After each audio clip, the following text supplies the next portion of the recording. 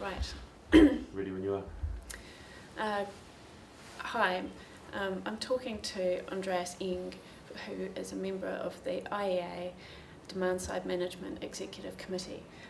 He's from Norway, and he's also stayed on to sorry. Just a conversation. Right, okay, we'll start that again.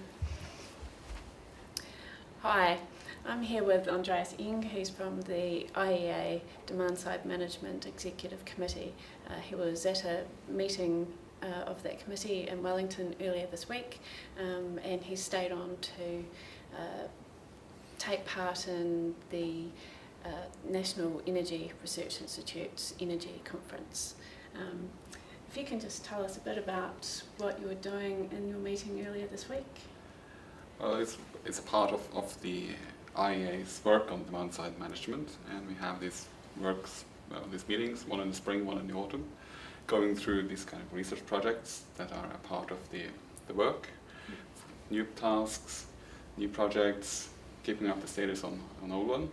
And we had a very nice workshop on Monday for one of the tasks, which were hosted by NERI here in Wellington.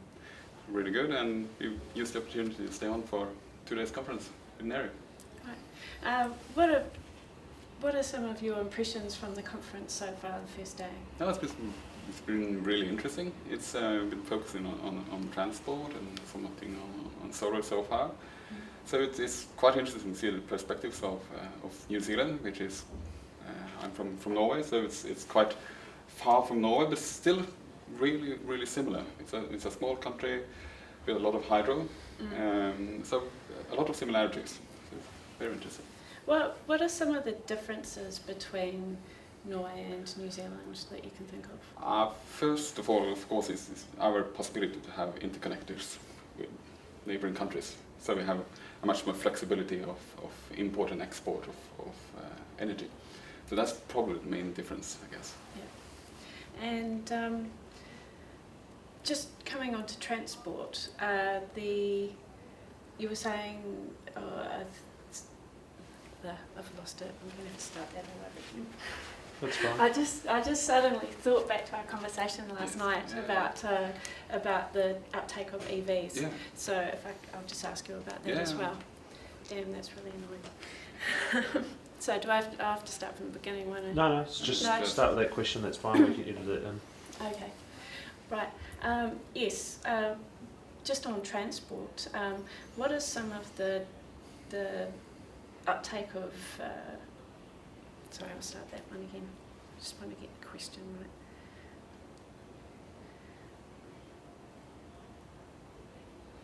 Okay. Norway seems to be quite a leader when it comes to EV uptake, electric vehicle uptake. Can you make any comment around just how that's happened and why? Well, we have a very high proportion of electric vehicles, and it's somewhat strange because it's a very cold country, so you should expect that electric vehicle isn't that good. But we have had some very strong incentives for electric vehicles, so they have some tax exemptions, which makes the price of electric vehicle comparable to a conventional car. And then we have some benefits that they can drive in bus lane.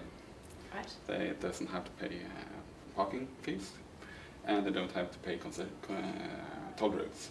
So there's a huge package of benefits which has increased the uptake of electric vehicle quite a lot. Right. Okay. Was there anything else that you can think of sort of in this conference that struck you as interesting? That you might perhaps take home? I guess it's a lot of it's more how similar the questions are. Some of the solutions are of course different, but the main questions, the main drivers for the future are really global, I guess.